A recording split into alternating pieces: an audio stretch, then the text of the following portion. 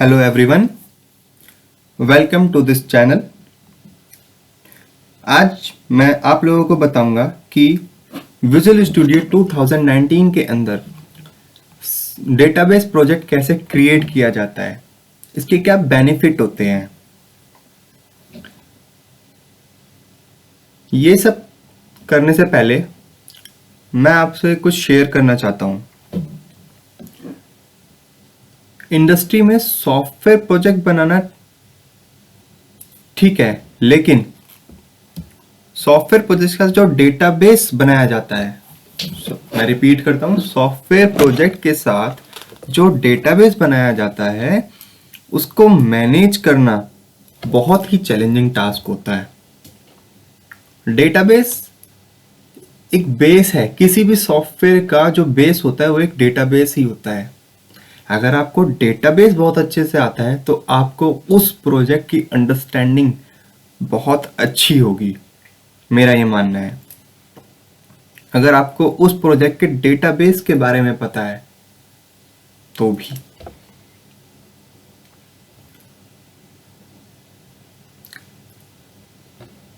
आजकल मार्केट में कई सारे वर्जन कंट्रोल सिस्टम्स अवेलेबल हैं जो कि कोड कंपैरिजन में काफ़ी हेल्प करते हैं, लेकिन वो डेटाबेस के लिए अवेलेबल नहीं है। डेटाबेस के लिए और भी अदर टूल्स हैं जो अवेलेबल हैं, जैसे कि टोड एक बहुत ही पॉपुलर टूल है सीक्वल डेटाबेस के लिए। और भी कई सारे डेटाबेसेस पे वो डेटाबेस सॉफ्टवेयर के साथ वो कंपेटेबल है। उसी तरीके से उसी से मिलता जुलता माइक्रोसॉफ्ट का भी खुद का एक इंटीग्रेटेड टूल है विजुअल स्टूडियो 2019 के अंदर। मैं आपको दिखा देता हूं एक बार। Create new project, all languages में आप क्वेरी लैंग्वेज सेलेक्ट करेंगे क्योंकि SQL एक क्वेरी लैंग्वेज है। Platform, window, project. जैसे ही आपने क्वेरी लैंग्वेज सेलेक्ट किया, देखिए यहाँ पे SQL डेटाबेस प्रोजेक्ट आ गया, SQL server database project. A project for creating a SQL server database. अब इस प्रोजेक्ट का यूज क्या होता है? सबसे रिस्पॉन्सिबल टास्क क्या होता है एक DBA के लिए? is to keep track of all the changes and deploy all these changes to multiple servers। और यही काम हमारा SQL सर्वर डेटाबेस प्रोजेक्ट करता है, हमें इस चीज में हेल्प करता है। हेल्प इन द सेंस कि we can develop, manage, compare and deploy the database changes using Visual Studio very easily through this template, that is SQL Server Database Project। तो चलिए मैं आपको बताता हूँ इसको क्रिएट कैसे करते हैं। Click on to this, click on next. यहाँ पे मैं अपने प्रोजेक्ट का नाम लिख देता हूँ डेमो DB। सॉल्यूशन का नेम हम लिखते हैं यहाँ पे SQL सर्वर प्रोजेक्ट। एक बात मैं आपको बताना चाहूंगा, solution is a container of projects. A project is a container of your software files. जो भी आपकी फाइल्स क्रिएट होंगी, जो भी पेजेस क्रिएट होंगे, project is a container of that thing. लेकिन सॉल्यूशन आपके प्रोजेक्ट का कंटेनर, प्रोजेक्ट्स के कंटेनर होता है।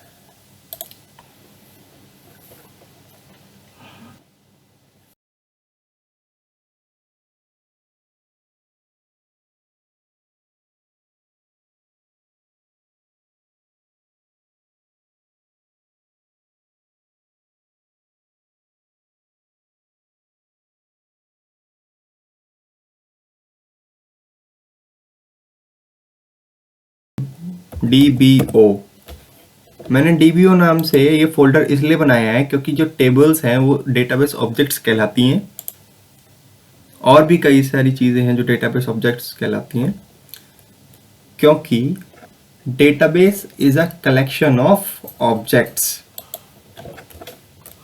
यहाँ पे मैं फिलहाल टेबल्स के नाम से फोल्डर बना देता हूँ। Right click on to it, add new item.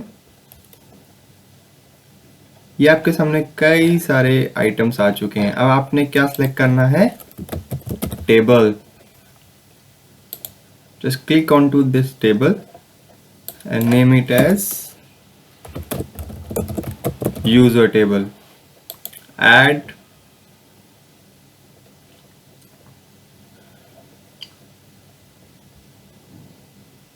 ये बिल्कुल सीक्वल सर्वर की तरह होता है।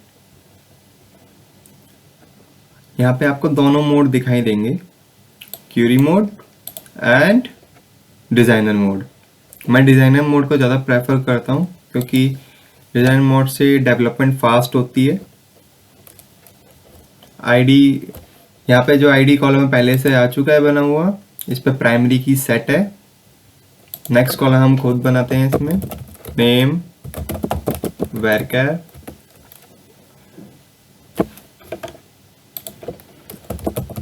city varchar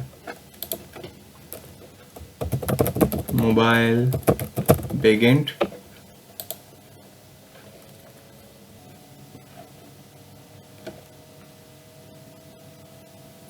now let's save it. हमारा यहाँ पे टेबल क्रिएट हो चुका है यूजर टेबल के लिए।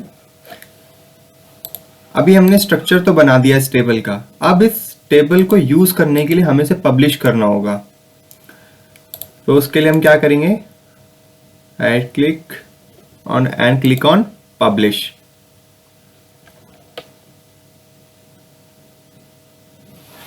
हमारे सामने एक पॉपअप विंडो आ चुका है जिसमें हेडिंग है इसकी पब्लिश डेटाबेस।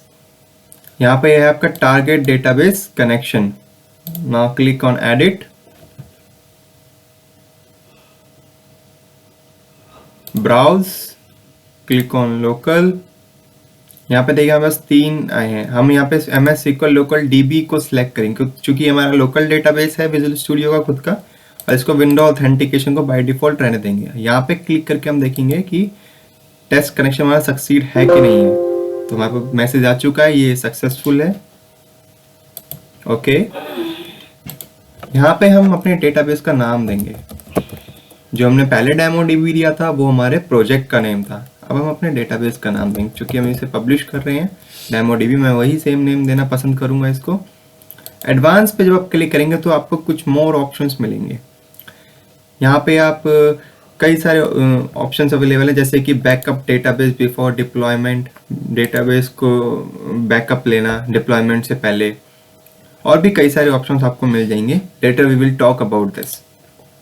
अभी फिलहाल के लिए मैं इसको पब्लिश करूंगा, और पब्लिश से पहले मैं आपको बताना चाहूंगा कि ये जो जनरेट स्क्रिप्ट है ये क्या करता है। ये आपने जो टेबल बनाई है उसका ये जो कोड लिखा हुआ था SQL मोड में, तो उसके लिए आपकी एक स्क्रिप्ट क्रिएट कर देगा, और आप इस स्क्रिप्ट को कहीं पर भी रन करेंगे SQL सर्वर के अंदर, MS SQL सर्वर जो कि माइक्रोसॉफ्ट का डेटाबेस प्रोजेक्ट सॉफ्टवेयर है।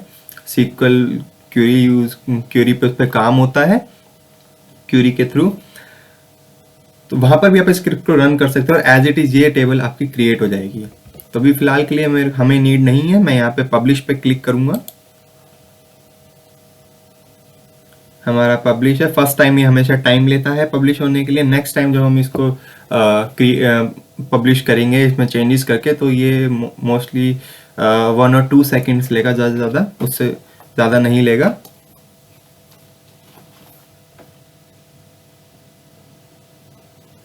अभी हमारे 21 सेकंड में पब्लिश हुआ है। तो चलिए click on SQL server object explorer. अगर ये ऑप्शन यहाँ पे नहीं मिलता है आपको तो व्यू पे क्लिक करें, SQL सर्वर ऑब्जेक्ट एक्सप्लोरर पे क्लिक करें, ये आपके पास सामने आ जाएगा। इसको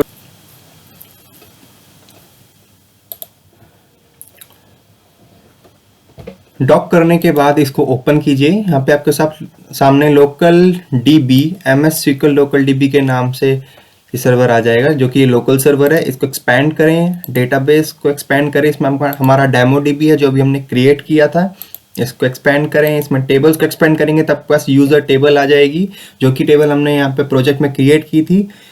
इस टेबल में अभी देखते हैं इसमें कोई डेटा है कि नहीं है। व्यू डेटा, जैसे हमने राइट क्लिक करके व्यू डेटा पे क्लिक किया तो इसमें कोई डेटा नहीं था। तो चलिए एक एंट्री परफॉर्म कर देते हैं इसके अंदर। मैं अपने नाम से एक एंट्री परफॉर्म कर देता हूँ, city New Delhi, mobile number,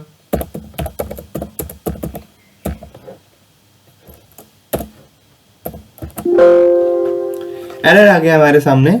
और एरर क्या है, can not insert the value null into column ID. Okay, क्योंकि ये नल वैल्यू नहीं लेगा आईडी कॉलम में, इसलिए कि हमने इसको प्राइमरी बनाया हुआ है। तो मैं इसमें एक एंट्री परफॉर्म कर देता हूँ, लेकिन इसका हमें नुकसान है, अब मुझे बार बार एक एंट्री एंटर करनी पड़ रही है इसमें। ओके, अगर मुझे नई एंट्री क्रिएट करनी है तो मुझे पता होना चाहिए कि प्रीवियस एंट्री क्या है और वो यूनिक होनी चाहिए। तो टू ओवरकम दिस प्रॉब्लम मैं क्या करूंगा, मैं एक आइडेंटिटी सीड प्रॉपर्टी अप्लाई कर दूंगा आईडी कॉलम के ऊपर, इसलिए बाय डिफॉल्ट ऑटो इंक्रीमेंट होती रहेगी। तो इसके लिए मुझे क्या करना होगा, मुझे वापस अपने प्रोजेक्ट पे जाना होगा, डीबीओ टेबल्स के अंदर मैं अपने यूजर टेबल पे क्लिक करूंगा। मैं आईडी कॉलम पे जाने के बाद राइट क्लिक करके प्रॉपर्टीज पे क्लिक करूंगा। आइडेंटिटी स्पेसिफिकेशन नाम की मेरी प्रॉपर्टी है, इसमें इस आइडेंटिटी को मैं ट्रू कर दूंगा। As soon as I click on identity property equal to true, यहाँ पे मेरे आइडेंटिटी का कीवर्ड सेट हो गया है। सीक्वल मोड पे भी और डिजाइनर मोड पे भी शो हो रहा है ये ट्रू। मैं इसको सेव करूंगा और मैं यहाँ पे चलता हूँ अपने वापस सीक्वल सर्वर पर। यहाँ पे दोबारा चलते हैं, view data, just a second, here now make it refresh। मैं इसमें एक दोबारा से नई एंट्री करता हूं, सिंगला न्यू दिल्ली,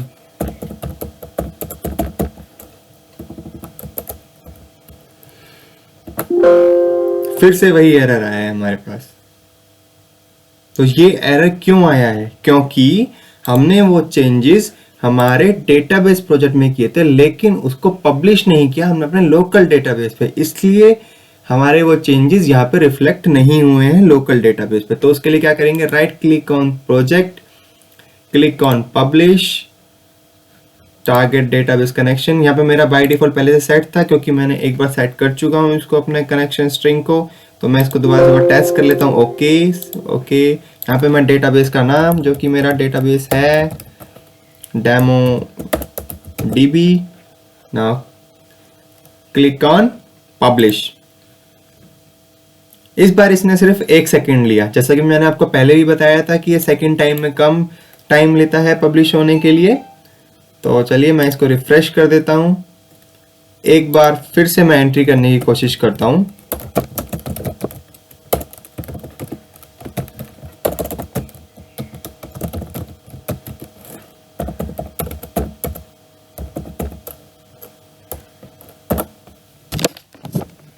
इस बार हमारा आईडी इंक्रीमेंट परफॉर्म हुआ है।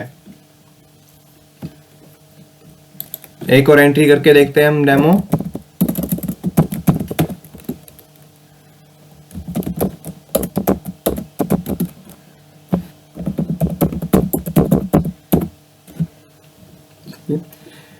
तो आपने देखा कि हम कैसे एक टेबल को क्रिएट कर सकते हैं, उसमें डेटा की एंट्री कर सकते हैं और पब्लिश कैसे कर सकते हैं हमारे चेंजेस को लोकल SQL सर्वर पे, एंड इसको हम डिलीट भी कर सकते हैं। Right click on to it, click on delete. इसमें भी आपको पॉपअप देगा, you are about to delete one row, then click on yes I want, again click on to this. आप इसको कॉपी पेस्ट भी कर सकते हैं, क्लिक ऑन कॉपी, उसके बिलो रो पे आप क्लिक करेंगे, right click and click on paste. इस बार आपको क्या हुआ, इस बार आपका आईडी इंक्रीमेंट 4 आया है क्योंकि हमने प्रीवियस 3 को डिलीट कर दिया है और ये यूनिक लेता है और ये अपने आप ही ऑटो इंक्रीमेंट चलता है। तो इसमें हमें कोई ज़्यादा फर्क नहीं पड़ता इस चीज़ से, क्योंकि हमारा यूनिक है इसलिए हमें इसका फर्क नहीं पड़ता। तो चलिए आज के लिए इतना ही।